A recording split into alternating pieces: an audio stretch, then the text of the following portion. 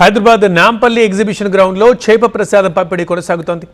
మృగశిర కార్తె సందర్భంగా బత్తిన కుటుంబ సభ్యులు ఎప్పట్లాగే చేప ప్రసాదం పంపిణీ చేస్తున్నారు. ఆస్తమా బాధితుల కోసం కొన్నేళ్లుగా ఈ చేప మందును పంపిణీ చేస్తున్నారు. తెలుగు రాష్ట్రాలతో పాటు ఇతర రాష్ట్రాల నుంచి ప్రజలు దీనికోసం నాంపల్లి ఎగ్జిబిషన్ గ్రౌండ్కి తరలి వస్తారు. దీంతో ప్రాంతమంతా జనంతో రద్దీ నెలకొంది. ఈసారి కూడా అదే పరిస్థితి కనిపిస్తోంది. జనంతో నాంపల్లి ఎగ్జిబిషన్ గ్రౌండ్ కిటకిటలాడుతోంది. చేప ప్రసాదం కోసం వేలాది మంది క్యూ కట్టారు. ఇక ప్రస్తుతం నాంపల్లి ఎగ్జిబిషన్ గ్రౌండ్స్లో ఎలా ఉంది పరిస్థితి, జనం ఏమంటున్నారు?